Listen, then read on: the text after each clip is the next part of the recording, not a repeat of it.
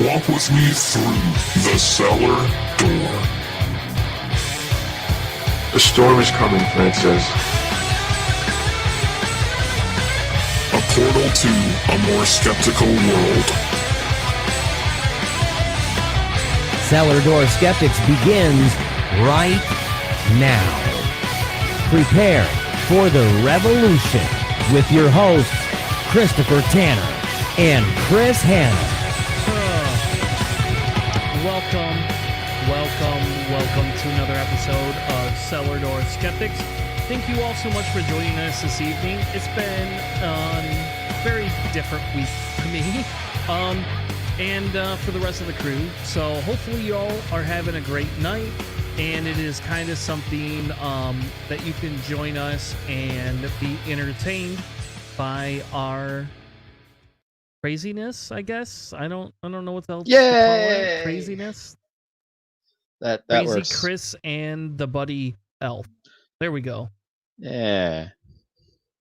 No, doesn't work for anybody. Anyway, welcome to Cellar Door Skeptics. We're happy to be back this week with episode 231. If you haven't noticed, we are uploading all video to YouTube now, and we are using Facebook a little bit less sparingly. Maybe it's a little conspiratorial on my side, but I am struggling with Dudo's Facebook policies a little bit more, so I'm not utilizing them as much as we used to. So we don't know what format everything will play out into, but I do know that we are spending more time in other realms and promoting the podcast more on YouTube than we had been before. So, but without further ado, let me invite my luxurious host, Hansel, and Buddy the Lumberjack. Ooh. That's better this time. You got the whole lumberjack in this time instead of the buddy. You got your whole name in this time. It's really less formal. I got two toys in a Happy Meal once. You're going to get like an outfit. I'm going to buy you an elf outfit, and you have to wear it on stream for a whole month. Okay. I mean, I'll start an OnlyFans and try to really make money off of it. I mean, I might end up Fair losing money on that, but you know. Hey, as long as it doesn't come out of the Cellar Door Skeptics pockets, I don't care.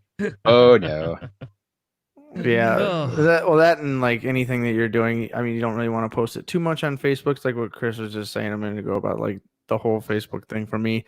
I don't know what and how and where it's going to go, but the really weird, cozy relationship Zuckerberg's got with the Trump administration right now is kind of like they're, I don't know, hedging their bets to one side.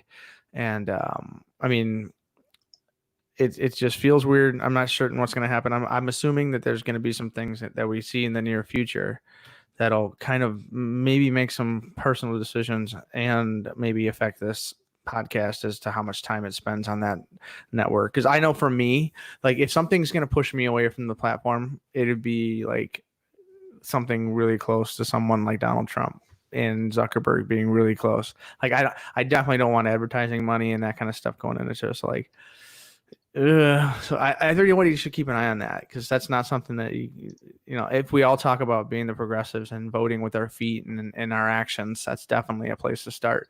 Take the money out of Zuckerberg's pocket if he's going to try to put it in some nasty person campaign. Exactly. So, how's everybody doing this week? Good. Keith, you had a slight vacation from the world, so but not really a vacation. No, the vacation is next week. No, I took last week off. I had as mentioned the last time I was around, my my aunt had dementia and passed away. So I took the week last week off because I had the funeral on the Monday. So I went and did that, and we did all our prep work on the Sunday, and then by the time Monday evening rolled around, of course, the family's all together, and I figured I would just, take a step back, because otherwise I'd come here and I'd be more of a zombie than usual. I'd just be sitting here going, fascism bad, Trump bad, Canada not so great. All of these things are true, though. They're all true and very simplified, but that's about as much as I would have been able to contribute. I was done. Like after I delivered the eulogy, like people were trying to talk to me because, of course, you're the face of the funeral for some reason, and I'm just like, I make joke now. I need smile because I nearly cried in front of 100 people. I need that. Yeah. It's tough. That's like the hardest thing to deliver. Like, it was the easiest thing to write. It was just like the delivery. Every third line, I'm like, okay, I intentionally put jokes in there just because I needed to break up the sobbing, because I was just like, if I just read this straight through, I'm gonna be in tears by paragraph 2.5. So, and I'm knowing my aunt before the dementia, she would have wanted the jokes because she enjoyed a good laugh. Well, it's important, man. Like if you can, sometimes it's like the opportunity or the situation does call for being really, serious and somber, but like people do need to be real. It needs to be a celebration of life as well. And so like I've given a couple of them, and I definitely recommend, like, if you can, have some fun with it, because I mean everybody's gonna be feeling it. And so I'm glad you got to do that, because sometimes people that have the opportunity, like that's like, I think it's a good thing to give yourself that little more. Oh yeah. With the family and everything too. So I don't know. It's just some people like to give the prayer at dinner. Some people like to give the speech. And I've been asked multiple times at Thanksgiving, like, hey, how about a Chris? You want to say the prayer? Okay. If you guys want me to talk for 10 minutes while Odin, while this turkey cools down, who art at the head of Valhalla. It's going to take me 10 minutes just to get through the list of the gods we're going to talk to today. You get about 30 seconds in, everybody's like, all right, you made your point, let's eat. Yeah. There's 30 Native American ones alone that we know of. I don't know. I'm sure there's more. I'm sure I'm way behind. We'll hit the Hindu. It'll be an hour. It'll be an hour before we get through the good old polytheism. Yeah. So I don't know. For me, this week's been great. I just been hammered at work, and then this weekend was just spending time with the fam. We didn't do a whole lot of crazy work or anything. So my wife dragged me out of bed at 6 a.m. on a Sunday morning to go hiking. No, I volunteered. Doesn't sound like much fun, but it wasn't too bad. I mean, it was a hellish hike, and I picked it out. You got to remember, do fun things on the hike, or is it just like I was just gonna say physical energy? You got to remember, Keith's probably one of those guys that has that like runner's orgasm about halfway up the hill. And he's just like, oh. So. I've been really lazy for the last 2.5 months. Like, I just started back at the gym and everything, and my body has been so sore. But my wife started running, so she's all happy because she's like, this is like one of the few times I've been in better shape than you. And I'm like, crap, my usefulness is wearing out. She's gonna have to whip you into shape. The one thing that I bring to this relationship, and she's beating me at it. How is your week, Tanner? Now that you've heard me cry. Pretty decent. I mean, we had so I officially took the position for my job, so I no longer have to travel.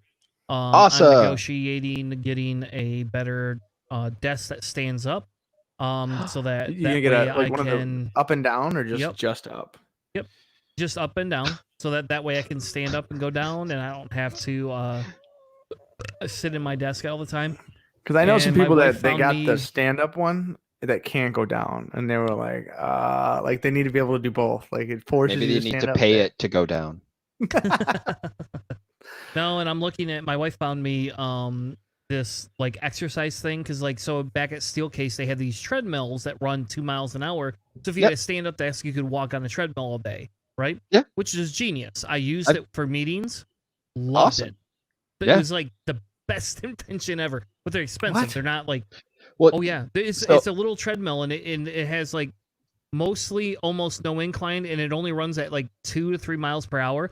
But there's a desk that goes above it. So you put your laptop on the desk, and then you can walk on a treadmill while you're on conference calls.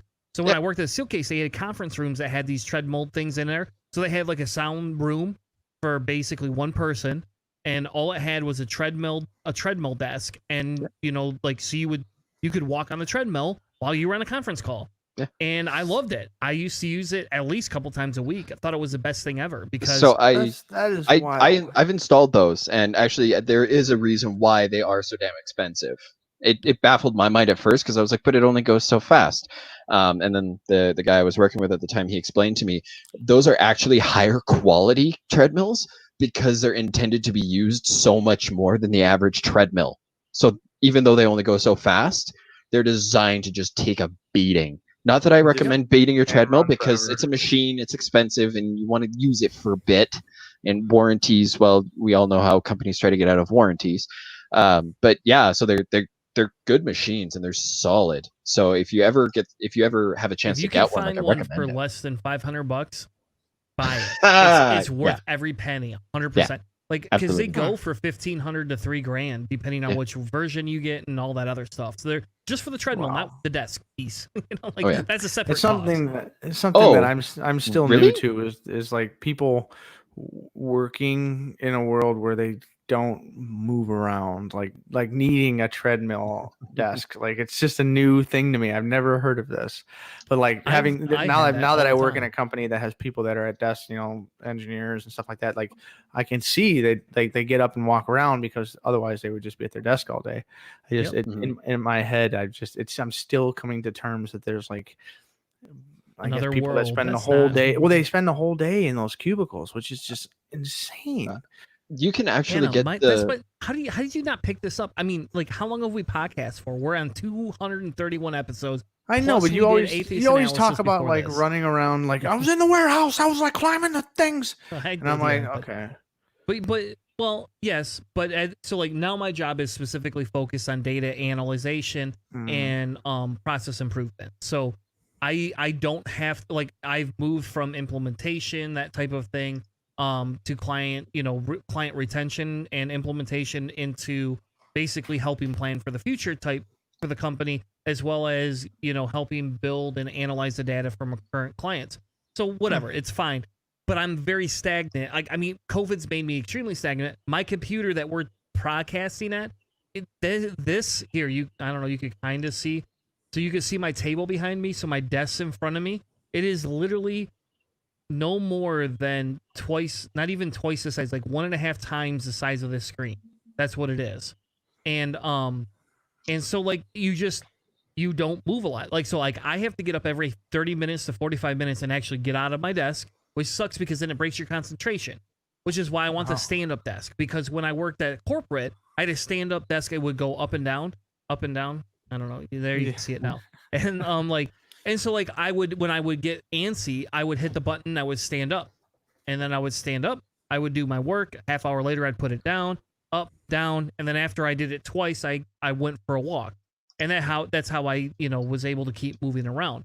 But being at home, like, where else do I go? I mean, I could go to the fridge, which is probably not a good idea all the time. I've had to buy a lot more celery because I go to the fridge and just stare in there, go, I'm not hungry, but I have a fridge that's like 40 feet from my desk now. Like this is awful. And it's like, oh, all right. So I bought more celery and I bought some more carrots for myself. Like I force myself now to eat like something different. Than I, just because this right there. When I worked in an office, you don't have all your food at home. That's there. Like I could make 4 or 5 meals a day, and I enjoy cooking, so I would gain a lot of weight. But like anyway, so like the idea with the up-down desk is that's what I'm negotiating, is just to help with that. And my wife found me like this little exercise thing that I can use with my feet. That's not quite a bike, but similar to it, and then I'll be able to utilize that. I think I'm going to buy one of those or find one similar to it. And I can use that just so that, I mean, again, it helps with attention span, especially for somebody like me. I've seen people sit on those like exercise balls too. So like, I hate those. That's not a health thing. That's just somebody wanting to be hipster, or I don't know. What do they call it when you're part of the conglomerate of IT tech cocksuckers that are living in California? That have these fancy balls you sit on.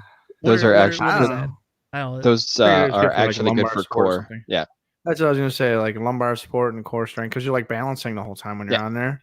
Yeah, it makes sense. It's just like little tiny micro twitches nonstop all day long. So Tanner, I sent a link just for you because that's an actual treadmill desk combo that you can buy. I've installed those, and the link that I'm adding now, it's the ultimate chair. Oh God, no. Actually those ones are cheaper than I thought. It looks like they're less than 1,500. Have you guys seen the new Herman Miller gaming chair? Just Chris is right next to it. Yeah, it's $1,500. What? Apparently, it's supposed to be like the gaming chair. They're like, in part of the description is like, we know these pros. You're in your chair 10 to 12 hours a day. And I'm like, oh my God, they are though. Like they really are. I should ask because my dad works for a Herman Miller distributor. I should ask if he can find these. I want to essentially this is you're right, Keith. These essentially are what Steelcase was selling to some extent. Yeah. I don't know. Some of those treadmills are a little bit bigger, but yes, that's exactly. I would, in fairness, like I have to get my basement set up before I can put a treadmill. I can't do that in my living room, but welcome, ladies and gentlemen, to the treadmill work podcast. The beautiful part about those is that the only installation you have to do is build the frame for the table because the treadmill is just in one piece and they're actually really light. Yeah, compared to right treadmills. Underneath there and call it a day. They lock in, you plug it in, and away you go. Yeah, we used to sell a lot of them at Steelcase actually. Just get the IKEA one. I heard it's cheaper. You have to put it together though. I don't want to put one together. God. I asked to expense a treadmill, and my new boss just kind of like, she just kind of sat in the chair and she's like, you know, I'm a fitness nut and I don't have one of those. And I was like, all right, well, I'm fatter than you and probably should lose weight more than you should. So I'm just saying, like, if we're going to prove one, it probably should be me, not you. But, you know, and she was like, oh, okay, sure, Chris. Like, we're going to expense a $2,000 desk and treadmill for you. Just tell her that you could get them for as cheap as $1,300, or actually as cheap as $899. Yes, if you just want just the treadmill, you don't get that desk though. That's just the treadmill. Oh, well, what the crap? Oh, that's just the underdesk treadmill. Oh, well, fuck that. But again, so like, you know, like I'll be honest with you, for $900, that's a decent deal for that treadmill compared to what Steelcase was selling it for. And like you can get a desk like that for $300. Just so you know, from Costco, they sell them up down desks. They don't have presets though, but they have up down desks. You can get them from Costco, $300. I already looked it up. Trust me, I've been doing my research because I want an up down desk. Anyway, before we turn into the healthy living from home, work from home podcast here, it's like an NPR infomercial. Hi, it is. Yeah, it's we like have one of those. news Have you ever for listened you. to Mark Maron? Do you like Mark Maron at all? Yeah, the W2F podcast. Yeah, he always does like his intro, and then he, like at the beginning of it, he's always like, and hey folks, you know you can go to stamps.com, and he does like this whole like minute and a half rant, and he's like, but it's so smooth because it's like part of his podcast, and he's like, hey, if you wanted to do what I do from home, you can use stamps.com, and like this promotion. So I feel like we just had a infomercial for healthier living while working from home. That's what I feel like. That's not a bad thing. I mean, we could be advertising whiskey or something. Well, this episode has been brought to you by Bullet Rye. Bullet Rye, the rye whiskey that you can drink. Go to the Philippines with no get ice. it for $10. There's no whiskey tastes good for $10. I don't give a fuck what you say. It's called Tandoy rum. It's Filipino rum. No, is it only $10 because it's not sold? Like if you can't buy this in the United States, is that why it's $10? You can only get it in the Philippines, as far as I know. Yeah. I mean, as far as, you know, getting rum that's relatively cheap, it's not too bad. I don't know why you would drink rum without a mixer or ice is beyond me. Have you not figured out how much I love pain? Like, hurting myself is kind of my thing. I guess if you look at if you look at you, I could see that. It's a Canadian thing, I think. Maybe, you know, like you still haven't moved back to America where we made America great again, and you still won't come. We don't understand what's wrong with you at this point. Because he can't come unless he's in pain. Oh, thank you. All right. That's moving on to the next segment. What do fascists look like? Right. So Richard Spencer. So Donald Trump. Yeah. Sure. I don't know. So there's a meme that was going around, and I wanted to address this. I wanted to have a conversation about this, I guess. And I only say this because this was a meme that was going around on Facebook quite a bit last week. And, I kind of, what do we do when we see things we agree with? We typically tend to just share blindly. But what my discuss is this is the actual meme. Like, I actually took the meme and saved it because I'm going to preserve the individual's rights to not have their name broadcast live. But this is what they shared. And these are all great, right? But you tell me, where is this from? Where's the facts? How did we get to here? Who created this? What's the story behind it? Because in my world, right, we don't just share things blindly if we can help it. And so, like, again, I agree 100% with every one of these points, and a lot of these points are becoming very rampant given the current state of things, right? So we talk about powerful and continuing nationalism. That's happening in America right now. Disdain for human rights, easily happening in America. We have identification of enemies as unifying cause. Yep, 100% American. No questions asked. Rampant sexism. Oh, God. Oh, damn it. We've hit 4 for 4. Controlled mass media. I'm going to give this a 50-50 on this because I don't think it's as controlled as people think it is. I think it's filtered. Like, there's a few people who have way more freedom of speech than the rest of us. I'm going to go ahead and say... You're Canadian. You don't get to say in American politics. Damn it. I don't even get to say my own anyway. Anyways, it kind of, in one sense, it is controlled because it's a literal dumpster fire, which has created a diversion. So everybody's getting outraged over the stupidity that Trump is spewing from wherever he is, golfing in Mar-a-Lago or whatever, and saying whatever dumb things he can. And then the GOP is just going behind the scenes and doing whatever the fuck they want because everybody else is paying by explicit tag now, apparently, by the way, sorry, and is doing what they want while he's got the media distracted by his little clown show. Yep. So in the sense that something along those lines, but I mean, in the end, we have, a few gatekeepers, and it's always been that way, though. So that's one of the other things is, like, we saw a really short period of time where information was completely and crazily democratized online when, the internet first started off, basically, and then started, like, really gaining some ground, because before that, there were 6, 8 broadcasting companies that were basically in charge of everything the national media was giving out, and then all of your local news stations, which were reputable and independent, which would actually hold locals to their feet to the fire and stuff. And so, like, it's changed a little bit. And so, like, I don't know, I agree with Tanner. It's probably like this weird hybrid of, like, problematic stuff, but I think it's more capitalist than anything. Yeah. Obsession with national security. Yep. Check. Move on. Religion and government intertwined. Again, I don't 100% agree with this one as much. But given the fact that the Republicans did just give churches the ability to bail themselves out, it's kind of worse now. But Trump announced he would literally stop enforcing the Johnson Amendment. Like, he said, I'm not going to enforce it. Like, that is the amendment that stops government churches and places from getting money from the government. So, yep. Corporate power protection. That's been happening for way too long. Labor power suppressed. That's not as big now as what it was, but yes, technically, even as of 6 years ago, that was a big thing in Michigan. Disdain for intellectuals and the arts. I mean, I see that one coming, quite a bit. Obsessed with crime and punishment, 100% check there.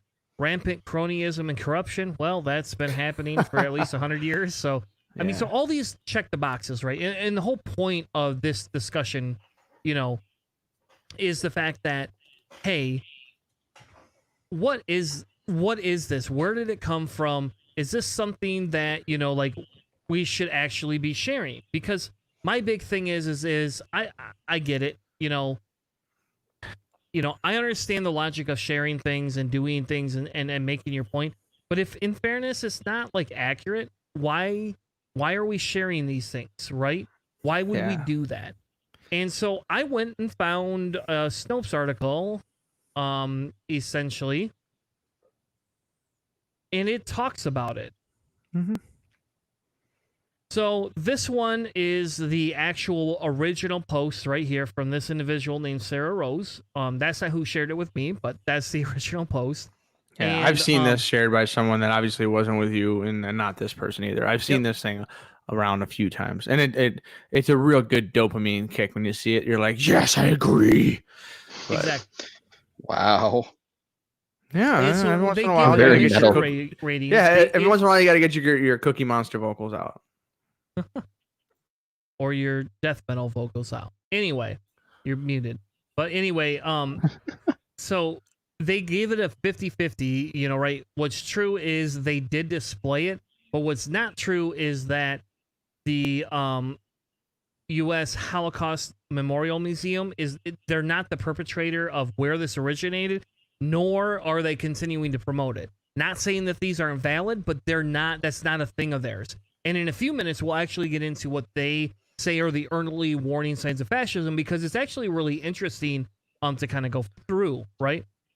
And so the whole start of this happened in 2017. It was a photograph of a poster that was at the U.S. Holocaust Memorial Museum in D.C., and it listed off early signs of fascism.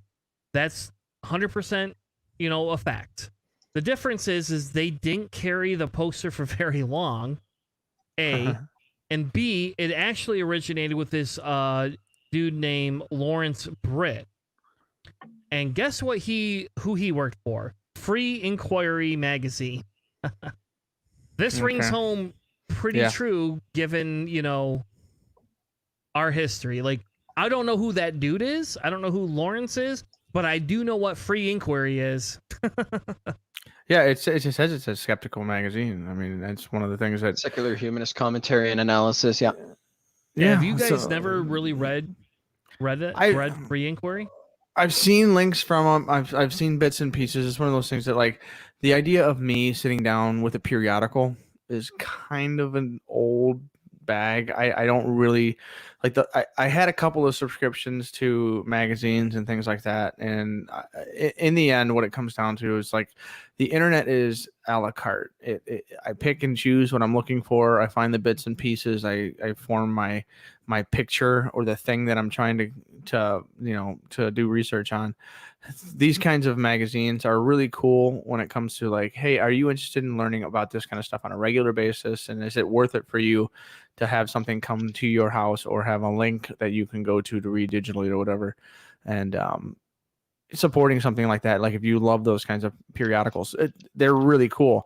I personally I've been able to kind of bounce around through the internet through sites like this and Skeptic Annotated Bible and all that kind of stuff, and you know, in an ad hoc a la carte mode. But, like, I definitely support magazines and groups like this that this is part of their business model, is to be, you know, associated with the Center for Inquiry and secular humanism in general. So I have nothing to say bad about this group, for sure. Yes. And that's so when I learned this is what brought it all home, is because I'm part of our local CFI. You know, this is like something that, like, I was like, holy crap, they have the Free Inquiry magazine. That's who wrote this. You know, now I'll be honest, I have no idea if Free Inquiry was part of the CFI back in 2003, but essentially this gentleman in 2003 basically wrote his assumptions about what would happen during the Bush administration to demonstrate why fascism is taking over. It's so, you think about it too, like, you think back to Bush, it's like, oh, you know what I mean? Yeah. Like, it's so docile compared to what we've been experiencing. No. We were actually physically in war times, though. Like, he wasn't waging war on his own country. He was waging war on random countries that he thought were bad people. That's less fascistic and, more American. That's less fascistic and more American. Yeah. Like, once the Americans had, like, a real navy, and Wilson started doing his expansion, like, that's just American. Wilson. That's red-blooded American Texan right there. Like, Wilson, the inverted, you know, the inverted nationalism, isolationism, attack your own people thing. That's when this fascist feeling started to change. Where, like, Bush was, like, just a warmonger, But this new stuff definitely feels like they're turning their attention inward to try to quell dissension and freedom of speech and protest and civil unrest. I mean, it really feels different. Yeah. So essentially, this guy talks about fascism, Nazis, how they came to be. He does, and this is what I did like about this, and like, even though the meme probably should be tapered or tapered and given some qualifications to what is being said, he Or a actually link kind to of this goes whole list. into Yeah. Or a link to this whole list, like Yeah. it should be included in there so people can get the original thing. Yeah. So, Hanna, if you want to, why don't you go through these top 3, and then we'll just keep kind of going down the list. Cool. So these are some of the things that he's listing in powerful and continuing expressions of nationalism. Like Trump ran on that. That was part of his campaign, was like America nationalism. Like it was the prominent forefront thing that he ran through. And obviously it's a part of the regime itself, and the citizens caught up in a frenzy. It was always obvious with these slogans that they use for all the other examples of fascism that we've seen. So pride in the military, the example of like the military, and I've seen memes saying that the majority of people in America support the military and the federales bringing in their forces to quell the civil unrest and stuff like that. And it is frightening, but then also it's usually coupled with suspicion of things foreign, which bordered on xenophobia, which is completely and entirely what we've been seeing, sometimes founded, sometimes unfounded. Like suspicions and things that are happening with China are real for a country that's trying to grow and literally take over some really big parts of Asia. But when it comes to like the kind of freakouts and stuff that we see people having, it's definitely bordering on some of the suspicious things as opposed to reality. The next one is disdain for the importance of human rights. The entire BLM message is that human rights are not specifically tied to any one group. Like we should all have them. And these regimes view human rights as things of little value. Like they're slowing down or stopping what Trump can do, like what his regime can do. And it feels proper to say regime when you listen to some of the philosophy that some of these people are using. And it's kind of terrifying. And then I can't even see the third one anymore because you kind of pulled it off the screen there. Sorry. The last one is just identification of enemies and scapegoats. One of the things that we see as the resurgence and maybe not resurgence, but the increased volume of the religious right in this scenario, because they are literally rallying around the base that scapegoating is a major thing for the Christian iconography, Christian storyline. Essentially, one of the things they do throughout the entirety is saying you can have everything as long as we put all of your sins, all of the past deeds, all of the sometimes frantically ridiculous things that we're trying to police on you. We're gonna put him on a scapegoat and throw that pig off the cliff, right? Hang that man on a cross and stab him to death or whatever. It's like that kind of scapegoat stuff is something that they have always loved. So throwing that in there for immigrants coming in, that's the reason why we have income inequality and the lower economic scale for the Trump base is mad at people coming into the country trying to basically grow the country, be better workers and all that kind of stuff. They're mad at them instead of the people like Jeff Bezos and the Walton family, who make billions and billions and billions of dollars during a recession, which is happening right now, and a pandemic and all that kind of stuff. So like we're picking people, they are becoming the scapegoats and the reasons why all of the bad things happen. And these are definitely clearly examples of areas where this list is valid and what I would say is relevant to the conversation at hand. Fair enough. Keith, do you want to take the next ones real quick? Sure. Wait, which number was he just reading? Sorry. 5. 3. Oh. Yeah, it Just skips that- four, actually. No, What it the fuck doesn't. did- Four, number 3 is actually just a really long paragraph that I was kind of distracted because I Oh, noticed there that. is a 4 in there. Yeah, Oh, it's right in there. Okay, so 4. So we have the supremacy of the military / avid militarism. Ruling elites always identified closely with the military and the industrial infrastructure that supported it. A disproportionate share of national resources was allocated to the military. Spend more than the next 9 countries who spend a lot of money on their militaries. Cough, cough. Even when domestic needs were acute. Huh, imagine that. The military was seen as an expression of nationalism. Whoa. And was used whenever possible to assert national goals, intimidate other nations. Jesus! we've And always been at increase war the with power Oceania. and prestige of the ruling elite. Is it like, did this guy just like time travel? Or did Trump don't read know. this and go, this is the best. I'm going to do this. This is what I want. I love faces. Fasces are just, they're going to make for great publicity. Everybody will love them. Everybody will love to stay at my hotels, even though they're absolute garbage. Everybody will love it. It'll be great.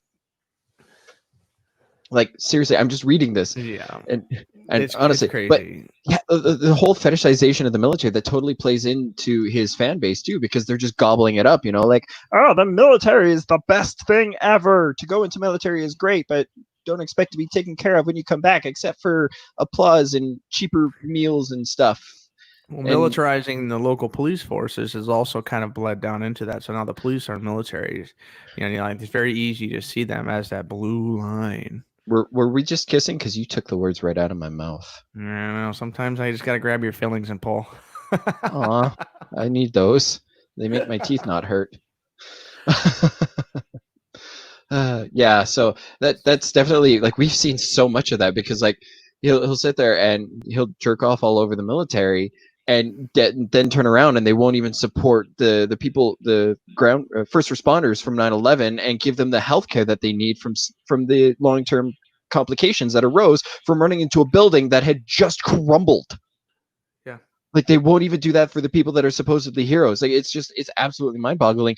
And I use this term very, very carefully, but the sheer brilliance of this simultaneous fetishization and backhanding of the military is absolutely incredible. Because, yeah, sure, it's great to go into the military, but guess what? Unless you're in the military, we don't give a shit about you. And even when you're in the military, we don't give a shit about you. It's just absolute. Yeah. It's mind-blowing. Yeah, there's a long conversation with McCain and Sanders healthcare bills and all that kind of stuff. So I don't know. We talked about that a few times. Rampant sexism. What do you think? Is Trump a fan of that? It's a dumb question. I mean, we can even. You know what? We've already put the explicit tag on, because I think I've dropped more than 2 F-bombs by now. And yeah, does the term grab him by the anyways, does that not come to mind? He's so okay with that. You just, when you're rich, they let you do it. Ugh. And his fans wearing shirts to say "grab mine." Like, really? Yeah. It's like, that's so wrong. And the fact that women would wear that and sell their own kind out, like, all right, you pick me ass, like, get out of here. Nobody wants to. Anyway, move on. Yeah.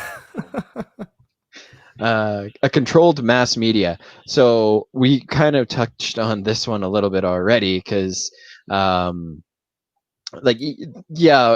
Fox, I mean, the funny thing is that Trump at one point attacked Fox for being too soft about something, and then the next day they were the best thing regularly. Like, whenever they say anything bad about him, he'll actually, or anything that isn't a glaring ass kiss to him, it's seen as a personal attack. And yeah, it's like, other than that, I mean, like we said, it's, by just using the media as a way of distracting everybody from what they're actually trying to do, from what they're trying to roll back, and various decisions of the Supreme Court, and who's it, McConnell being a gutless blobfish on the floor of the, where is he, the speaker? Is it the House, right? Yeah, he's a speaker, or the speaker. Yeah. He is Pelosi's the Speaker of the House, and Mitch McConnell is the Senate Majority Leader. Right. Either way, because yeah, but yeah, like anything. I am the Senate. But anything that isn't a glaring praise of him, you are fake news. And the failing New York Times, like, all he's doing is trying to discredit people who are critical of him. So yeah, we can kind of see this, because he's poisoning the well against anybody criticizing his clear and obvious failings as a man and a leader. Sorry, that may have been a little extreme of me to say that part, but as a leader, he has utterly failed anybody but himself, because all he's doing is setting himself up for success once he's out of office, because he's not going to become a person of the people. He's going to go back to his lavish lifestyle. Not that he's really given it up. But anyways, I'm going to get more heated off of that, and I need more drink. All right. Okay, now we're back in business. We're back into what? What? You're back- back into what, Keith? We're back in business now. I've quenched my thirst, my need for burning. So regimes exercise more subtle power to ensure media orthodoxy. So basically, again, yeah, unless it's absolute praise, it's fake news. How many times has he looked at a reporter who was asking him to clarify or to like actually say what he's trying to do, and he's just been like, no, you're fake news, you don't belong here. And he's removed press credentials for how many valid or major news outlets, but given them to what, Alex Jones? I don't even think that one's still because last time I saw Alex Jones, he was in a military tank at a like a white pride, or it was like a. So he got drunk again. Yeah, he's been doing some weird stuff, but like he's after his family and everybody just kind of vacated, and then he keeps getting these negative rulings on the Sandy Hook stuff. Like he's just basically, he's just going for broke. Yeah. Well, I guess the next thing on is the obsession with national security. Like that was another thing. That was the main thing that ran the Trump campaign. Border wall. Did you see the video of the border wall getting blown over by the winds? No. You need to search it. It's glorious. Google's. It's awesome. Anyways, but so the wall. national security thing is something that this goes in with the military thing and the isolationism thing. So not a major question there. It's something that was used many, many, many, many times when it came to growing the authoritarian power. These actions are always justified under the rubric of protecting national security. So essentially, if you are dissenting or questioning from outside in any way, shape, or form, you are attacking the country, attacking America, and yeah. And oh my God, this is amazing. The religion and ruling elite tied together thing is something that we have that is a normal thing in the U.S., but it's always been kind of like distanced. So like even the progressive or liberals, Democratic leaders that were in office, they always still had a deference to religion. By statistics, there have had to have been at least some presidents after Jefferson that were a little questionable, a little bit more towards it, at least a deist. But in this country, that one that the elite tied together, I'm sure it is true, but whether or not it's like verifiably, justifiably connected quite like it is now it's a little bit worse now, I would say. So the fact that the ruling elite's behavior is incompatible with the precepts of the religion was generally swept under the rug, and that's a pretty big deal. So like the propaganda has kept up the illusion that the ruling elites were defenders of the faith. Oh my National God! Does anybody else remember when he said, "I am the chosen one"? Yeah, and he basically made himself or almost deified himself, and everybody was just like, "Oh, give me more, give me more." I know. Or his followers, I should say, not everyone. Most people were just looking at him, going, Yeah. "Okay, Donald, you have fun there." Yeah, and so like those are kind of ridiculous things that have been that stuff has always kind of been happening. It's been this weird. We're a secular country, but there's like this heavy deference to religion, and the Americas are usually considered way more religious than their counterparts in the European Union. And then the last one, obviously, is power of corruption. The power of corporations is protected, and this is the big one that we've been railing against for a long, long time. It's like the bailouts in the U.S. have always been towards the top end.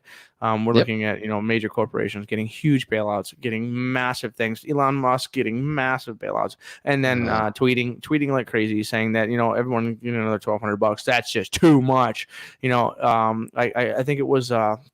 A nice YouTube video that was explaining the distance of $10,000 and $1 million. If you stack them $1 at a time, for $1 million, you would be roughly a football field's length, or maybe a little bit longer than that. If you stacked $1 at a time for $1 million, and then you would drive I think it's 1,000 times 100 yards. And so you would be driving. In the video, he drove for roughly an hour before he got to where it would be for $1 billion stacked up. That's the difference of the massive amount of money. So a billion is 1,000 million. 1,000 times the length of a football field is how much money would stack up to get to $1 billion. That kind of money, that massive amount of money, is being given to corporate protection, keeping these massive companies in function, and even under the guise that it's going to be for the small business loans. I mean, we saw massive companies getting these loans. So like, there's without question, the United States is falling into, I would say, the majority of these. Some of them have kind of always been there, but they're not as I guess as legitimate as they would be under a openly authoritarian regime. But doggone it, they're trying. All right, so Yeah, there's still a few more. Like there's the power of labor suppressed or eliminated. We all know Trump is anti-union. I mean, he went to, which was that, car manufacturing, and he said, "Yeah, no, we're totally gonna protect you guys." Then he turned around. Oh, okay. And then he turned around and outsourced their jobs down to Mexico. Which, I mean, I'm well, not. No, he basically, what he did was he said, "I'm going to save your jobs," and he told carriers, like, "Do not shut this plant down." And they said, "No, okay, we won't," because like the whole country was like yelling at him. Then 6 months later, they did it anyways. Like, he didn't save jobs; he just postponed the losses. And yeah, it's like, but those are wins and stuff. But anyways, this disdain and suppression of intellectuals in the arts. Yeah, anybody who dares to question him is fake news, even if they which of his people was caught in friggin' Europe doing that, where they called him out on something. He goes, "I don't believe I said that." They showed him a clip of him saying that. "No, I think that's fake news," and it's just like, how do you get away with it? That was Bill Heisinger, wasn't it? Was it? I can't remember. This is how, the guy from West Michigan. This is how messed up this bloody party is because we literally have to. There's no accountability. Well, one, yeah, you're right. One, there's no accountability, but number two, we can't even remember all of the scandals because there is a new one almost daily. Like, it is just absolutely ridiculous. But moving on in the interest of time, there's that obsession with crime and punishment. Right now. Especially right now. There's what's going on in Portland with all of the Chicago and DC, all over the place. And so they're just losing their minds about the fact that the police just can't go and just grab anyone in a mask and just haul them away. Okay, so it's Portland where the troops have moved in, and they're basically just attacking civilians now. So we got that going on. Cronyism, corruption, that kind of goes without saying. That's like Tuesday now. Fraudulent elections, it exposed major problems at the Electoral College. Trump didn't technically win, but anyways. I mean, we'll see what happens in this next election, because there are people worried about a peaceful transfer of power, and it would not be peaceful. That's what I mean. I don't know what we're going to see. I'm worried, but I'm not. I do think that even the conservatives would, I mean, they love to say that they are constitutionalist and literalist. But they're not. I don't know. I mean, that's a big one, though. You know what I mean? Like, that's a real big one. That would be, in my opinion, if there was a major push where we saw what was happening through like Brazil, when I think it was Brazil who had, Venezuela, who their president and the leader of their Senate, essentially their Congress, they both have said that they're the president, and one of them was chased out of the country. Like, if something like that happened in the United States, that would be the end of the American experiment, in my opinion. Like, it really would. Like, that's, of all the ones in this list, like, all of these things are things that are terrible and horrible and things that are happening. But like, if there is no peaceful transfer of power and it turns into almost like a civil war thing, I do think that could potentially end the American experiment, or at least it would cause another civil war. I don't know what the heck would happen. That's the scariest one, in my opinion. Yeah, so that's the list of 14 in a slight nutshell. Where did our fearless leader go? Tanner. I'm here. I don't know what I've been letting you all talk. I know, but I miss the soothing, dulcet tones of your voice. I don't know about that. So so those were the warning signs. They actually, and the reason, like I said, the reason I wanted to cover this is because the meme claims this all originated from the Holocaust Museum, and it didn't. Right. But It was there, but it wasn't theirs. yes, exactly. But they do have an actual PowerPoint specifically that talks about the early warning signs, right? They talk about territory expansion. We don't have as much of that right now, but we do have discrimination spreading. That's a huge one, especially given what people are saying about Black Lives Matter. People are using the fact that they want to create civil unrest as a way of dismissing them. That is 100% exactly like what was happening in Germany, right? Now I don't even know if the Jewish community was protesting. Like, I don't know of any examples where it was like openly in the streets, kind of like how, but like still, they were still. So when they started outlawing their businesses, they did start protesting. Yes. Okay. So the difference is they had a law that created basically saying you can't be Jewish and own a business. Then they started protesting in the street. Yes. Well, didn't it start off with they had to label their business as they had to have a sign that said Jewish owned? Wasn't that how it started? And then they gradually scaled it back and scaled it back and scaled it back. Yeah. The chipping away of the freedoms thing, which is a common argument that people have been saying, that wearing a mask in a pandemic is definitely like one of the steps that the Nazis used to take away our rights. Can I just derail for like 30 seconds? Because I saw an amazing meme and I think you guys would really appreciate it. It better be good. It's about anti-maskers. Okay, so as it goes, anti-mask. Okay, so come on, you gotta have it right in your head. No. Basically, it says if you're complaining that you can't breathe during a mask, you're officially weaker than a furry. Oh, that hurts. So do they have a picture of the Violent J furry? Not the Violent. oh yeah, maybe it was the Violent J furry that I saw it on. That's the one I've seen. So basically, they have Violent J in a fox costume or something. So if your opposition to masks is that you cannot breathe, then furries are doing better than you, and you should really rethink your life, like every part of it, starting from like the day you were born. Just rethink every decision you've made and make better ones. So now we're back on track because I promised. All right, good. Thank you for that. Weird. Thank you for that. Moving on. That's like an honest thought there. Thank you for that. Thank you for bringing nothing to the table. Yeah, well, that's normal. So Canadian thing. Anyway, moving on. So they had a conference where essentially they talked about refugee demand. They talk about what was happening, why they expressed sympathy for for refugees.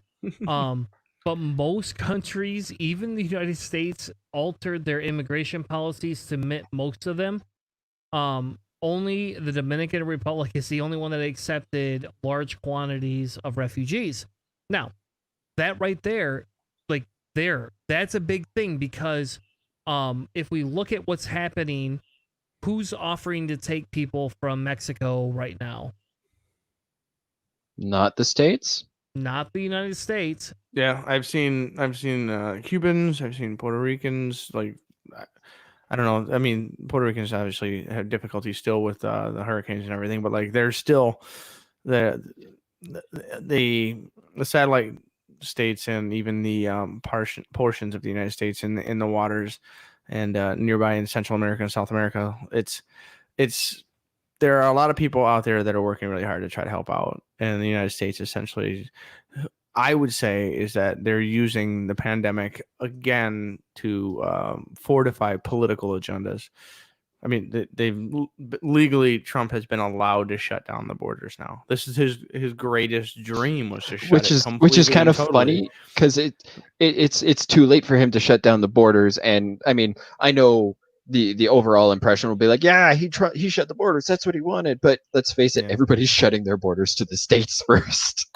Well, that's like that. Well, now there are travel restrictions from the United States into other countries because we've been so bad at what we've been trying to do. So like, because nobody but wants that's the to thing. chance. It's like, yeah, but that's the thing. It's like that doesn't bug him, obviously. Well, no, But it's unfortunate. So like the United States themselves have closed themselves off to other countries and other peoples, and it's like that kind of shut down. And that mentality before the pandemic was something that they were looking forward to do, or at least trying to do, justify. But you're kind of moving the goalposts a little bit, man. Like that's a little bit of a goalpost moving. I mean, yes, we were looking forward to it. Right now, everybody's doing it. I mean, it's not. How about this? We can have a segment next week discussing when Trump wanted to shut the borders down back in January and whether it fits into the COVID timeline or not. We can do that. We kind of talked about it a little bit like 3 months ago. But if you want to, we can make that a whole segment. Like I'm open to that. That sounds kind of like a fun experiment. I think that'd be fun. So that's next week's episode. But Sure, we'll do it. Coming back to, what they were claiming is, concentration camps opening. Now, we don't have concentration camps in the United States prior to what people think. But we do have, we don't have slave labor camps right now. You've got prisons. You've got private prisons. That's not concentration camps, man. Let's not minimize what happened in Germany because of that. That's a different. Well, scenario. you brought I up would say the slave labor, closest so thing- that's why I said prison labor. So I figured, Yeah. No. Like the closest thing that we've had in the last 100 years has been the Chinese the Japanese camps, internment things camps George Takei during was World in, War the II. internment camps there, and then recently the caravan camps for the immigrants and There stuff you like go. that. That's the Yes. closest Those we've detention been. camps. And that's still not quite the same. It's not quite No. the same. No. We don't have legal discrimination technically right now. Not on the so they books. had they started making certain types of discrimination legal. We don't have that yet. At least not at the feels national like scale. It feels like it, but we don't technically have that. Like, there's no law saying you can go kill or arrest more black people than you can white people.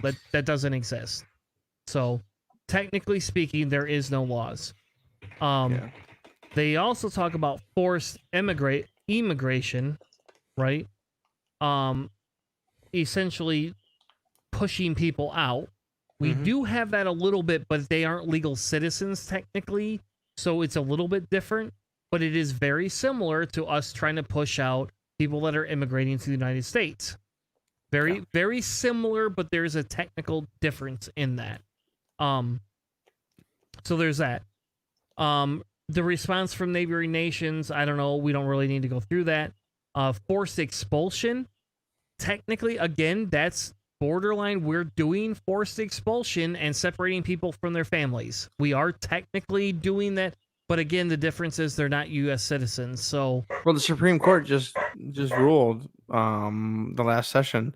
They ruled that if a illegal immigrant comes in, they are not guaranteed a trial by jury, I believe is what it was. They are not guaranteed essentially the habeas corpus, where you guaranteed a jury of your peers. The Supreme Court said that it's essentially allowing something like a fast track, where you're an immigrant, you are trying to get in the United States illegally. If you're caught, you basically go up in front of a magistrate of some sort or something along those lines, where you make your case. If you can't speak English, they basically just boot you out right then and there. They don't have to have a trial, an appeals court trial, and like the legal process that has been long and I guess difficult. The Supreme Court said that if you're not a U.S. citizen, you're not entitled to that full legal system. And that is, that's streamlining the expulsion of people who came here. They are not citizens, but we are kicking them out completely and totally and quicker than ever now. Yeah. Sorry, I was just trying to look for something that I thought I had heard in recent weeks, but I can't find it, so I'm just going to keep my lips zipped on it. As long as you're not barking, right? Roof, roof. No, that's good. That's gonna be my hammies in the Um, morning. The next one is targeted violence. I mean, yes, that's technically happening, but not quite But as not bad as it nationally was in sanctioned. Germany. Yeah, it's not nationally sanctioned.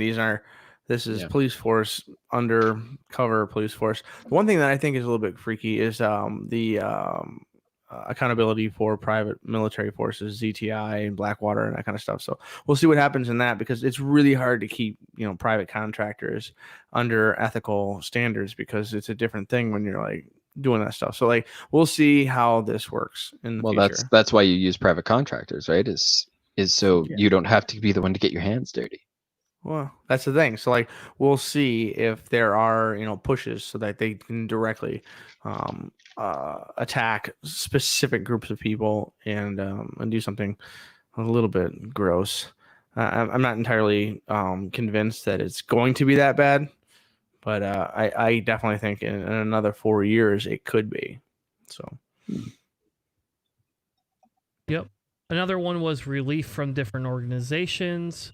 There's that. There's economic exclusion. Again, technically, that's not happening specifically yet. It does happen, but that's not specifically what's, going on there. I guess I didn't realize I wasn't sharing my screen. Oh yeah. There you go. Sorry. So, those are now that we're through this, those are the main warning signs. And I'm not going to tell you that, there aren't warning signs or these other things with this. I'm just saying is that it's a little bit different than what we originally were given in the meme. And I agree with the meme to the extent of understanding it, but it is, in fairness, a opinion piece that is not dealing with exactly what was happening. And this should make you feel a little bit better. We're not at these levels yet, so we're not technically at extreme fascism yet, but we are walking down that thin line of it. And I think the difference is what people don't understand is that fascism and the nationalistic viewpoint is used to help control a society that a lot of people don't feel comfort in where they're at, right? And so, like, if you think about it, a lot of the people that I've had to argue with about the, civil unrest stuff is because they don't feel comfortable with businesses being destroyed because they feel it breaks the social contract. But what they're missing is that the other side of that social contract is we stop murdering black people. Like, that should just be a thing. Like, and when they get murdered, we should be convicting their killers and we should be putting them on trial faster than you can imagine. Breonna Taylor's killers are still at large. I don't know how the fuck to say that, how many goddamn times, but they're still at large. Nobody has done a damn thing about it. And maybe it's more personal because it's right, close to home because they're from Michigan. But I don't know. Like, it's disgusting that, people think that way. And here's why I wanted to have this conversation today is because while we talk a lot about, and I do specifically about the Trump regime, and I won't lie and say that I'm a little bit pushy about Nazism and things like that. I want to make sure we understand that, like, I'm not going to equate the United States to complete full-on Nazism as of today. I will tell you that there are early warning signs there, but we are still at the point, in my personal opinion, we could recover from these things. I don't think we've gone so far down there. Now, I won't tell you in 4 years if a certain orange individual wins the nomination, we won't be closer to that. I can't see how we wouldn't be. But I don't think Biden's that big of a choice. And, like, we were originally going to talk about, the Libertarian Party, but I'm going to move that to next week because I have a great Canadian segment that Keith has prepared for us that I don't want to skip out on this week. But like, the Libertarian Party is rather silent about a lot of what's happening. And I've called this out and I've tagged libertarians in posts. And it's like, hey, where the fuck are you? Why are you not down at the Capitol with your guns? Why have you all not gone out to Portland? And I'll tell you what, maybe I would go with you. I like protesting. It's a thing of mine. And if I don't want to carry the gun, but I'll be happy to stand behind you with you have the guns going after those federal people, right? And that's the thing. We're not seeing that. And when Don't we step talk on about, snack. yeah, when we talk about fascism and we talk about this, it's that silent majority that's the scary part. I'm not telling you have to be on the front lines protesting, but if your whole political viewpoint is less government intervention and you think what's happening is good, you're not a fucking libertarian. You are not. You are closer to an authoritarian fucking nationalist than anything else. And at that point, you can go fuck yourself. Thanks, Keith, for breaking the explicit tag there. You're welcome. But you can go fuck yourself, because this right here, what we spent almost an hour reviewing about warning signs, is where we're headed. Now, I don't want this to be like this big, doomsday. It's not a doomsday speech, but I am telling you that these are warning signs that are showing up, and there's more of them than there was 50 years ago, period. Maybe technology helped that, maybe a little bit, but at the exact same time, we have an orange monster in the warehouse, and his name is definitely not that dude from Philadelphia, and I can't remember his name. What is that dude's name? What's the new Phillies mascot name? Oh God! The Philadelphia Flyers. No, from the baseball team that. Yeah, it was on It's Always Sunny. I'll find a meme in a minute about it, and I'll post it for you. The crazy guy with the wild eyes. No, he was a hockey. I thought he was a hockey. You're right. It was a hockey. You're right. It was a hockey thing. Yeah, it was. The one Keith didn't believe me that existed. And I was like, no, I don't think you don't understand this, bro. Gritty. Yes. Yes, Gritty, because that was probably the best John Oliver segment I've ever. Oh my God! I've ever seen. Gritty is my hero. Gritty is everything I want to be. For this entire segment, the whole thing about the warning signs things for me, the most important thing that I took away from it is the fact that there's a thing that's a terrifying thing. The thing that exists is called the early warning project. And for me, like, that was something that I thought was really cool. It's like the early warning project is not an orange monster with a giant beard. I don't even want to know what he does in his off time. But the early children. He terrifies people, and he shoots him in the face with t-shirts. But the early warning project is a really cool thing that kind of puts together a whole bunch of global warning signs. And the reason why I think this is cool is because when we look at like the current geopolitical system, it doesn't look like Gritty. It looks a lot more like Africa and a bunch of red, dangerous places and states that are in danger. And the early warning project is a really cool thing, so everybody should check it out. And just enjoy your nightmares of Gritty. Hang on. So we have the warning sounds. Are you ready? Mm-hmm. Hang on. There's more. There is more. This message is brought to you by This is not a test. This is your emergency broadcast system announcing the commencement of the annual purge sanctioned by the U.S. government. Oh, good Lord. Oh, okay. All right. That's your warning sign, folks. That's what you need to listen for. Because looking a little bit into the lore of the series, it's not too far off if we're honest. Like, I wouldn't be amazed if somebody was going to try to pass an idea like the purge through at the I don't know which branch. We're going to test it in Calgary with the cows first. That wouldn't be the first time, probably. I do like you can cows, outrun it, but if you can outrun it, if you can get to live. Yeah. Okay. So your city has been chosen. Honestly, you know what?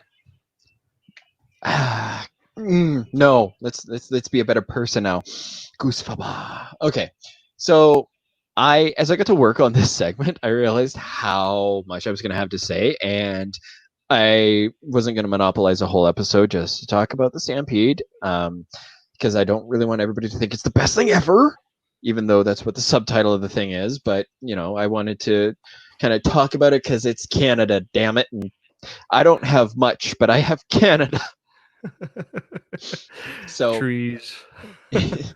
I have trees. Actually, I spent my morning out in Kananaskis, and if anybody wants to do any traveling, like if you love to hike and you love to hike through mountains, the Kananaskis, oh, it's beautiful, like just absolutely stunning views. So there's just me shilling again. Okay, so this is my first part of my Calgary Stampede segment. Okay, so the Calgary Stampede exhibition is an annual rodeo exhibition and festival that's held for 10 days every July. It begins like the first Friday of every July, except when the first Friday is July 1st, because that's Canada Day and we do other stuff that day. It's heralded as the greatest outdoor show on earth, and it's kicked off on that Friday with the Stampede Parade that gives pretty much everybody who works downtown a great extended weekend. It brings almost 1 million people to the city over a 10-day period. That's like almost 1 million, so that basically doubles the population of Calgary. I was just gonna ask, how big is Calgary normally? About 1 million people then? We're actually over 1 million now, so maybe not quite doubles, although it does significantly increase given that a lot of Calgarians just leave during those 10 days because unless you take the trains, which have expanded hours, greater frequency, our transit system sucks on a good day, on a normal day, a normal good day rather. But during the Stampede, it's running so much faster. So the 1 year that I did summer school, I thought it was great because for those weeks, I was never late for class or anything, even if I missed my first bus because I had a train to catch. But that's its own thing. So it comes to Calgary with a gigantic carnival and exhibits where they sell you shit.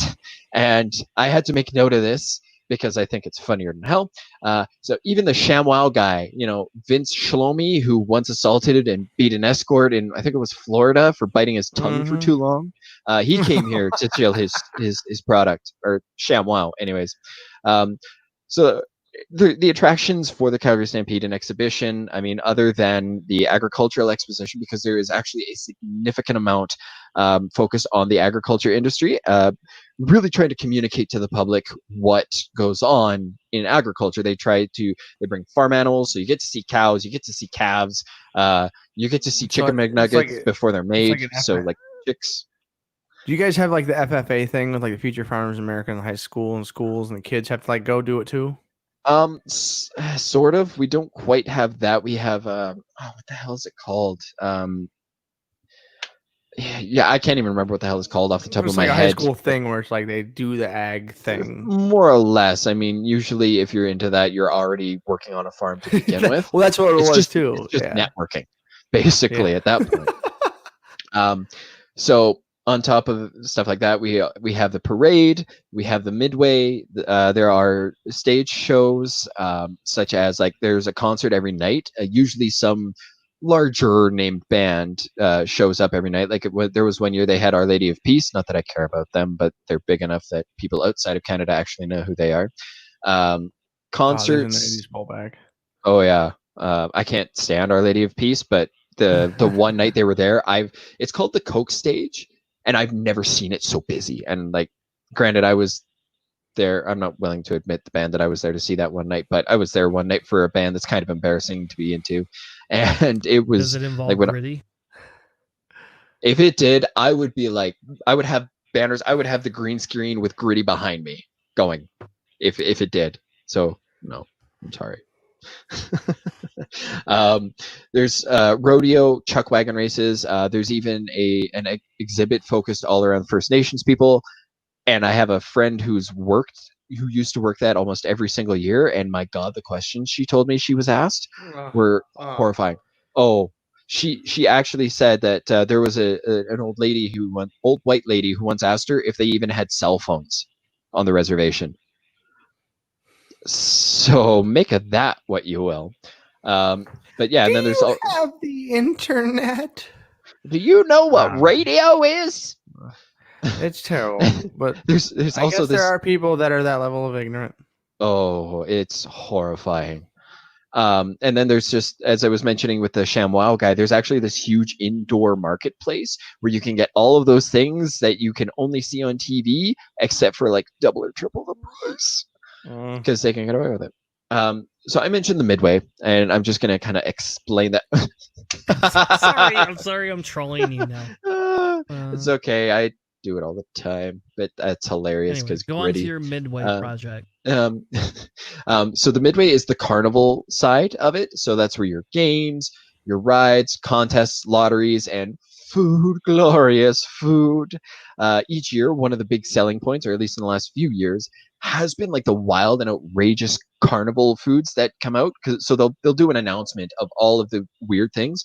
So the most popular is the mini donuts. Like there was actually because the Stampede was canceled this year due to I'm sorry. Oh, I'm sorry. God. I'm really sorry. that's I'm a sorry, keep worthwhile going. derail. Keep That's so funny. Keep So going. COVID got canceled this year, but they opened up like a food truck alley at a couple of different malls, and one of the big food trucks was actually the mini donuts, just so people could get their fix because I think they're laced with amphetamines or something. And we have a huge amphetamines problem out here in Alberta, but that's another episode. It's like when a new Uh, Krispy Kreme opened up in the city, like there's like lines. I'm like, it's why? I was in Vegas when they opened a White Castle, and it was lined up. I think it took an hour to get through the lineup when we walked past, and I was like, I'm not stoned enough for this. No. So and they've like there of course are those great big bloomin' onions that are like the size like bigger than your head. That'll give you diarrhea for 3 days, and that's an actual story that I can vouch for. Nope. Moving on. There was one year they were talking about how they had like deep fried scorpions. Deep fried Oreos though, a lot better than they sound, especially if you've had a little bit of Johnny Red Eye. Yeah. So I've had a deep fried Twinkie. It was interesting. I never had that. I don't like actually. them. It was weird, but it was like, just, I don't know. Anyways, Moving on. So this controversial show. Now remember, I did mention that there is a rodeo, and there's a huge controversy around the rodeo. Some years are worse than others, where in terms of having to put animals down. For those of you unfamiliar with what happens with horses, if they break a leg, basically you have to put them down because there's no way to help them recover from that. They don't even sleep lying down. The very few videos that you'll find where they're like rolling around, they don't often do that just because of their girth. Their organs will crush themselves. They're that big. So basically, if a horse's leg breaks, it does have to be put down, and it does happen. But I've been to like the chuck wagon races. That's a calf. What kind of horses do you watch? This is not My Little Pony. How about that one? Yes, that's a horse. The rodeo, the rodeo, which I'll talk a little bit more about next time. It actually it's large enough that some of the biggest names in various rodeo events do come to Calgary and compete during the Stampede. It's huge. There's big money, big connections, big names that come out every year. For people who are interested in rodeo sport as a sport, it is quite the event. It's almost like the Olympics for them. But anyways, so how did this whole event that is controversial become so integral to the identity of Calgary, the so-called heart of the new list? Well, we're going to talk a little bit about the history right now. So, hailed as the greatest outdoor show on earth, the Calgary Stampede, an exhibition, has actually been around since 1886, just about 2 years after Calgary, the town, was formed. So back in those days, the little town of Calgary was nothing more than just a Canadian Pacific Railway station, Northwest Mounted Police outpost, and roughly 1,000 people. That's it. It's grown by a few orders of magnitude since then. So in 1886, the first exhibition was held as an opportunity to share knowledge about practicing agriculture in the prairies, have some fun, and overall show the best that the West really had to offer. So in 1889, the Agricultural Society purchased 94 acres of land from the Dominion of Canada and called it Victoria Park. This is where the Stampede is still held today. Unfortunately, 10 years later, the Agricultural Society defaulted on its mortgage, and and it was reorganized as the Inter-Western Pacific Exhibition.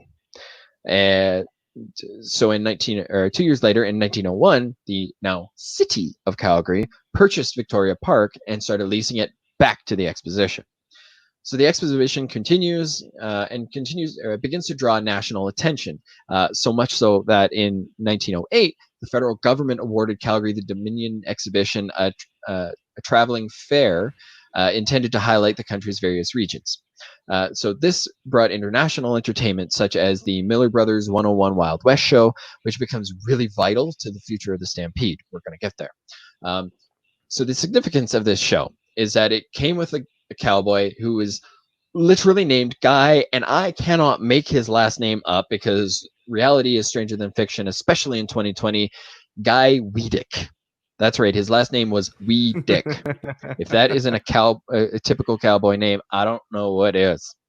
I kind of sort of expected you to say Fieri, and I was worried that you were going to say that. Although he did come to the grounds a few years ago. That is beyond weird, but okay. He did one of his many shows. He actually did at the Stampede grounds. He went to a couple of different stalls. That sounds like his kind of thing. Deep fried things and trucks. Deep fried everything. That's his deep fried or barbecue anything. Oh yeah. So everybody can mull that, or I want John Wayne to like mull that name over for a little bit just to see how tough the Cowboys really were. So Weedick is Weedick, and I'm going to be honest, I've been waiting a long time to make that joke.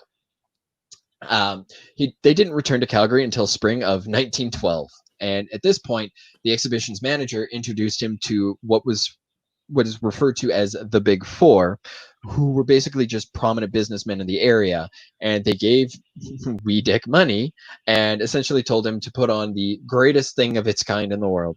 He was just given money and told to go nuts. And instead of being a con man, like I'm sure many people would have at the time, and taking the money and run, he actually did something that's still around to this very day.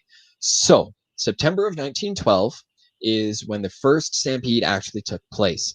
It had a mixed bag of problems and successes. So to start off with the bad, because I'm given to understand we like to have bad things first, right? Right? Hold on. I think I found a picture of you attending the Stampede. Dear Lord. I have that hat. That's Buddy right there. Oh crap, I thought I burned that one. Stupid internet. Anyway, sorry. Back to Keith's segment. I can't help myself, man. I'm going to continue. I don't like rodeos. I think they're abusive to animals, and I just don't like them, man. Not to be a dick, and I get the cultural reference here. No, we don't have to be culturally sensitive. Trust me, I have my own issues with it. Like seeing the horses run, if you know horses, you can see that they're actually happy and enjoying it. But at the end of the day, they'd probably rather be doing it for themselves, right? So yep. I have my own issues with rodeo sports. I think the whole calf tying thing is absolute, just nothing more than an exercise in bullying. I'm not down with that sort of thing. Like chuck wagon races are kind of cool. At least it's, you actually have to work with the animals. You have to raise them. You don't just have other people build you a nice car and then you go zoom in a circle for 3 hours. But anyways, so like I said, there's a mixed bag of problems and successes. So start off with some of the problems. It was rainy for a few days. And so with the stands for everything not being covered, the stands weren't covered, so people were getting wet. They weren't happy. There was a problem with program management. So the daily schedule, as they posted it, was very unreliable. And with no time limits for any of the rides, for the carnival rides, rather, riders could take as long as 10 minutes. Oh, nope, sorry, I got ahead of myself. I read the wrong section. That's not carnival rides, that's Bronco rides. So for Bronco rides, riders could take as long as 10 minutes until the Broncs were basically tired out. But in spite of all of this, the parade was very well received, and the event drew in about 80,000 people, which is the average day for the Stampede. Actually, that's a slow day for the Stampede these days. Yeah. And it was double the population of Calgary at the time. So it's like every year they try to double our population, apparently. But the parade brought together Calgarians, young, old, new, and also old, to commemorate the romanticized version of the Old West. Even the Governor General of Canada at the time showed up. So he at the time held a royal title. He was the Duke of, and I'm going to say this so wrong because I have never heard of this place, Connaught, Connaught, Connaught, Connaught. I don't know. So his wife, Scottish. yeah, something like that. So he was the Duke, his wife the Duchess, which made their daughter the Princess. All attended the parade and rodeo events, and this celebrity endorsement brought in large crowds, we'll say. Suitors, where's your princess? Where's the princess at? Huh? Well, the Stampede Princess tradition is still ongoing to this year, and it's got its own bag of issues. It's interesting. It's interesting. So First Nations families from Treaty 7 nations, which I've briefly spoken about Treaty Nations before, they came up and camped in Victoria Park, forming the Elbow River Camp, which is now an essential part of the Stampede. As I mentioned, I can't remember what it's called, but it's informally referred to as the Indian Village by the ignorant and less informed, because people don't like to learn new words. It hurts their brain meats. Or that, and the fact that they don't understand what continents are, because duh. Either way, they're too big. So I swear, I've seen it on like news, like CNN, Fox News. They're like, yes, the new Indians are coming to town. I was like, no, you don't understand. Do you mean people that we underpay as tech support, or people whose land we stole after we genocided them? Well, one thing that I will say is that it is relatively comforting to hear that you have some of the same issues with describing humans from the wrong continent in your country, and also that that you guys had this like expansionary westward thing, like the West. So like these are similarities in the Americas that I don't think a lot of Americans really know actually exist. So this is an interesting connection to the Calgary story that I think a lot of Americans wouldn't expect if they're still listening. Canada, we're kind of like the States, except we weren't as bad with slavery. We were just really bad with our indigenous people. It was a shorter time. Yeah, we embarrassingly don't talk about that a lot. So once all was said and done after 1912, Weedick got to preparing for 1913. But unfortunately, as business people with more money than they actually earned for themselves are wont to do, the Big Four decided to say, nah, to 1913, and we're not interested in hosting the event again. However, businessmen from Winnipeg made an attempt to host the second Stampede in their city, which was a financial failure. The same thing happened in 1916 when there was a third attempt made in New York State. So, fun fact, this kind of almost went international, except it didn't stick. So, moving to 1919, Weedick returned to Calgary and gained the support of the general manager of the Calgary Industrial Exhibition. The two convinced many Calgarians, even the original Big Four, who had turned their backs on Weedick previously, to back the Great Victory Stampede in celebration of Canadian soldiers returning from the Great One, or commonly referred to today as World War I. Though this was at the time deemed a success, the Stampede was intended as a one-time event. Though the manager who had at the time backed Weedick thought that an annual event could be profitable, he just didn't have support even from the directors of his industrial exhibition. But this changed in 1922 after declining attendance and financial losses forced the exhibition board to reconsider the proposals for the Calgary Stampede. So the annual meeting in 1922 saw it be proposed that the industrial exhibition and the Calgary Stampede be merged into one, which led to the creation of the Calgary Exhibition and Stampede, as I previously called it, with the first combined event taking place in 1923. At this event, the attendees were encouraged to dress in Western clothing and decorate businesses in the spirit of the Wild West, a tradition that really continues to this day. Almost annoyingly so, if I'm being honest. But over the next 30 years, the Stampede would actually begin to draw a lot more international attention.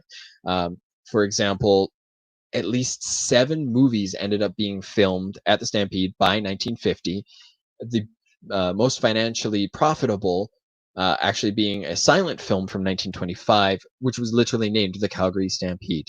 Other Hollywood stars. Wait, there's this silent film? Yeah, about 1925. They hadn't quite gotten to talkies I'm gonna yet. Google that. We're watching that. I've never heard of that. That's kind of cool. Like that's, you know, like we could talk about history, but somebody decided instead of making a documentary, they're gonna make a silent film. Oh, I know. Back in the 20, you know, the 25s. Am I allowed to call it that? Is that how we? Is that The how 20s? we say things? The 20s. I like the 25s better. The 25. It sounds like a band, kind of. You know, sounds cool. Yeah. Silent film, Calgary Stampede. There we go. Okay. So other Hollywood stars and even foreign dignitaries were also attracted to the Stampede. So, for example, Bob Hope and Bing Crosby even came out, and they served as marshals for the parade during the 50s. Queen Elizabeth II and Prince Philip even paid a visit during 1959, and in 1973, the Queen even returned to open the Stampede. So, as mentioned, I have broken up my segment here. I will have more to say next time, but that is just your brief early history of the Calgary Stampede. I think we should find that video. Yeah. And watch that. Like, that's crazy, right? I mean, I found the IMDb page for it. Champion Roman racer Dan Malloy falls in love with French-Canadian Marie Lafarge, but is accused of killing her father. He evades the law until he wins the Calgary Stampede. I didn't know you could win the Calgary Stampede. That's probably from people who don't really understand what's happening there, and they think it's just an actual stampede. Yeah. I found it. Every year we line them all up, God. and then we slap them on the butts, and they run. Oh my god! Oh my god! Seriously? I did. I'm sorry. Send me the link. I need to watch this. And this is on Canadian news crap. Like this was like an American website. Yeah. Oh wow. There you go, man. Top hats reinforcing the masculine. Hey, the masculinity. You know what the best part about this whole thing is? Is that we can't get like a DMCA on it because there's no audio. It's just nice. It's literally just this.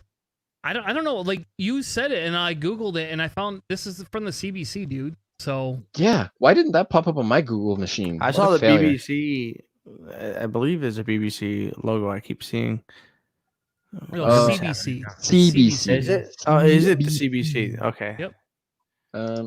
So there you go. I'll be honest with you. That's only a 5-minute clip. This looks pretty boring. I mean, I like those cars though. I mean, oh yeah. And look at all the cops run. No, those are firefighters or something. Oh, firefighters. We're coming, guys. Yeah, they got like 87 gallons of water in each one of those trucks. I feel like we should do riff tracks for silent films. Ooh. Or we should do our own voiceovers, our own dubs for them. Yes. 100%. And we could totally make a drinking game out of it. But the problem is, they're just gonna be asking. It's gonna be every time I see someone standing outside, like, "Hey, are you guys out in the boot? Out in the boot?" Like that's all it would be the whole time. It's just like, our ignorant American perspective of like, look at my Maytag machine. It's a computer inside of a washing machine. Look at my fancy bike.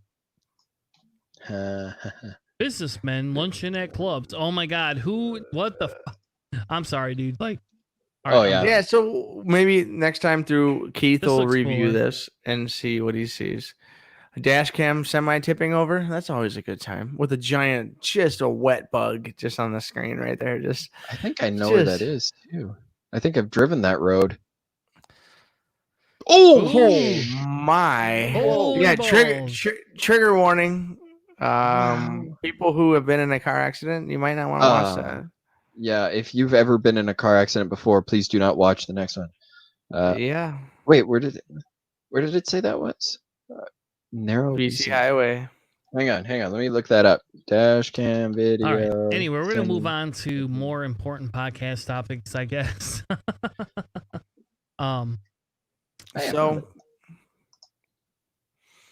Quick save. What y'all saving? Oh, I just I don't spoke, so know. I'll let you guys go first. Normally I found the mascot Gritty. I feel like we should just do nothing all night but talk about Gritty. Like I feel That's Keith, you just like terrifying. opened Pandora's box, Oh, and I no, just can't because help myself. I have driven this spot. So this is Highway 1 near Sycamoose. I've driven that road several times. I know exactly where that is, and I'm amazed that doesn't happen more. That road is a death patch. Like, that's just amazing. Sorry, anyways, you were saying quick saves. Quick saves. So my quick save essentially was this because of the fact that John Lewis passed away last week, and we kind of had a small segment on it. They recreated for his funeral. They drove him across the bridge again. Yeah. And I won't lie and say that I mean, I don't like that that guy can't wear his damn mask, but like that bothered me. I'll be honest with you. But I did cry quite a bit watching this the first time, because it's just like seeing an individual that has represented civil rights movement for I don't know what, the whole 60 thing, years the now? entire thing, yeah, the whole time, and seeing them essentially take him and let him, even though I'm an atheist, he doesn't know this is happening, right? This is nothing for him. He's gone. He's dead. He doesn't exist. And if he does, there's no way he's looking down. But I could tell you that for the rest of us that have to live here, that's a huge sentiment to be able to see that individual taken across the bridge to protest one last time. So, kudos to whoever organized this, and you got me in the you got me close to the heart with this one. right in the feels. Yeah.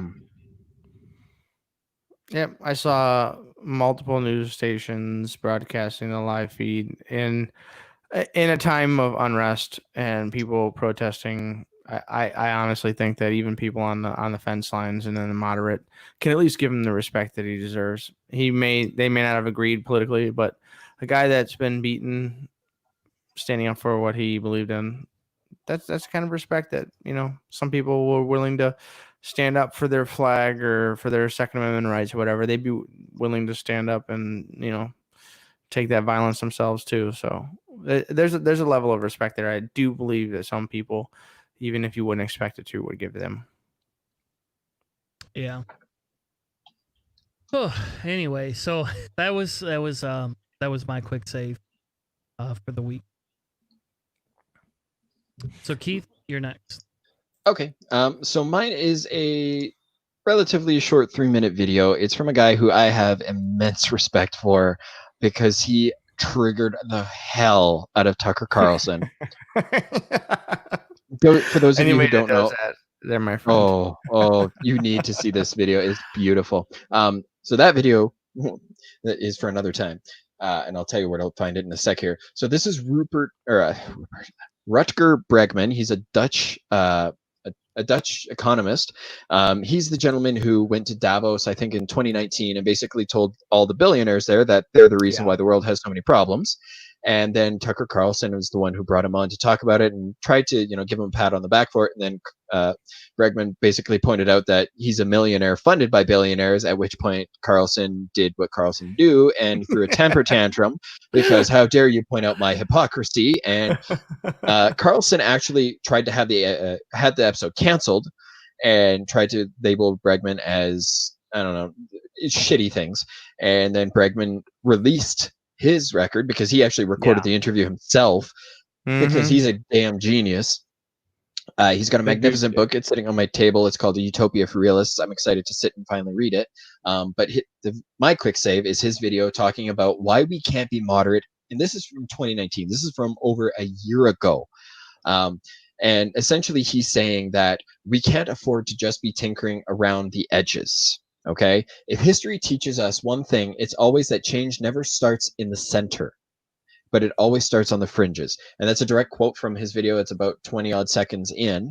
And he's right. Okay, the one thing that we need to take away from this video is that the whole idea of being moderate and everybody's opinion is valid is absolute bullshit. And we need to stop trying to preach that narrative, because no, Jordan Peterson's narrative, not valid. Ben Shapiro's narrative, not valid. Joe Rogan's narrative, definitely not fucking valid unless he's talking about the fights where he actually has expertise. Okay. Or marijuana. Well, there's that. Just don't get him talking about DMT, because then it gets freaking weird. Yeah, it's bad. But essentially, the only way for change to start is for some radical idea to come up and interrupt the status quo. And that's what Rutger here is saying, is that being moderate is absolutely useless. If you want things to change, you have to be radical. You have to be on either side. And unfortunately, it does go, work on the other side, because, and I mean, it's a perfect example of what we're seeing with the religious overreach and the whole funding of religious schools in the States, right? Like, you guys are seeing a lot more of that, especially. Well, how much effective the Tea Party was in the United States? They were very, very effective in what they did. Yeah, and that's all it takes, is being more extreme. Not extremist to the point where you're, like, actually killing people, but extreme to the point where you're actually going out and trying to affect the change that needs to happen in order for society to grow and adapt and basically get better. It's not going to happen if you just sit there on the fence masturbating all on both sides. No, it's going to happen when you actually don't stand in its way, at the very least, or when you hop on to the side that's trying to affect change. And I think it's quite beautiful and impactful.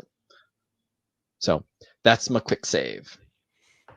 Yeah, I've seen that guy. He's awesome. Like, I've seen him do a couple of them. He definitely has shown up. Mine is super, super quick. It's basically a hypocrisy that I've seen multiple times throughout, and I've seen this in multiple places. But in all reality, it's very simple. It's the conservative Christians in America who refuse to follow mandatory mask rules. So Ohio just instigated their mandatory mask rule. If you're in a public place, you have to wear a mask. Period. End of story. That is the law. And Peter 2, 1 Peter 2, what is it? It's 13 through 16. Submit yourselves to every ordinance of man for the Lord's sake, whether it be to the king or supreme or unto governors. Don't use your liberty for a cloak of maliciousness. There's obviously a ... that shortens that up, but in the end, this is basically submit to the government, the king, the governor, and God, because those are the same thing. And the same thing comes in Romans 13, 1 through 2. It says everyone must submit himself, because why would we even remotely associate with women? But everyone must submit himself to the governing authorities. There is no authority except that which God has established. The authorities that exist have been established by God. Consequently, he who rebels against the authority is rebelling against God, what God has instituted. And those who do so will bring judgment upon themselves. Like, it's in their book.